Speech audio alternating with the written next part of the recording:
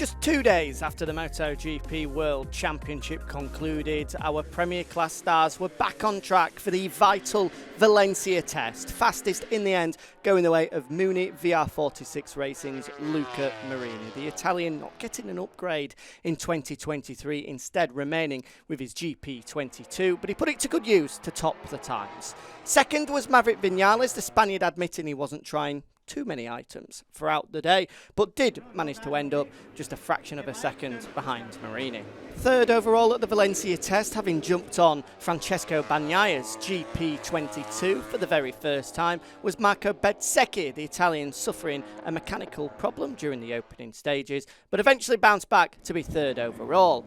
10th overall was the smiling Enea Bastianini as the Beast got to don the red of Ducati for the very first time. The Italian tasting the 2022 machine for the first time before then getting an opportunity to try the 2023 prototype. It was a quiet day for the world champion Pecco Bagnaia, eventually finishing outside of the top 10, but did manage to try some new aerodynamic parts for Ducati. There were yet more smiles at Ducati as well, coming courtesy of Gresini Racing new boy Alex Marquez. The Spaniard stated it was one of the best MotoGP tests of his career, finishing 15th, only 0.6 of a second off on his Ducati debut. Yamaha's quest to regain the MotoGP World Championship officially got underway today, with Fabio Quartararo completing more laps than anybody else, 92 for the Frenchman in Valencia, as he tested a new chassis, new aerodynamic parts, including those larger rear wings, and the all-important 2023 engine.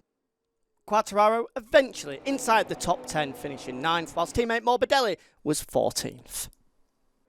It was billed as a huge day for Honda as they welcomed both Joan Mir and Alex Rins to the factory, but they were conspicuous by their absence from the top 10. Of their 4 riders, Marc Marquez, the best placed in 12th, but the 8-time world champion was left seething with the 2023 machine, saying that Honda need to find a big step if they're to fight for a world championship next year.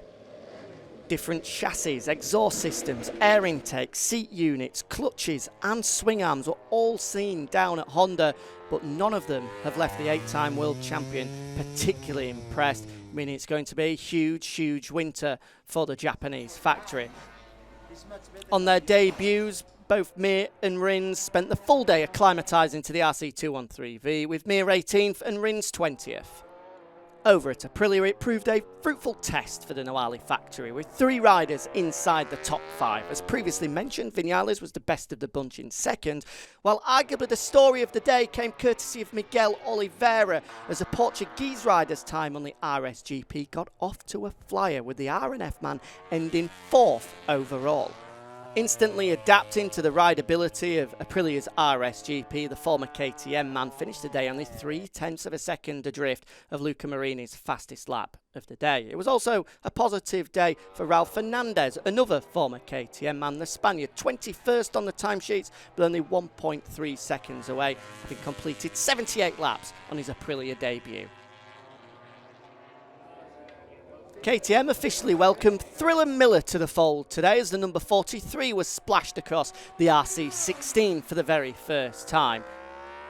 Miller was straight down to work trying to develop KTM's 2023 package, seen with the new chassis that helped Brad Binder to second at the weekend, and the new seat unit that first appeared at the Misano test a few weeks ago. MotoGP's only rookie, Augusto Fernandez, also managed to complete 83 long and happy laps today, whilst Paul Espargaro was seen mouthing to new crew chief Paul Trevathan, "I love it," after his first foray back with the Austrian manufacturer.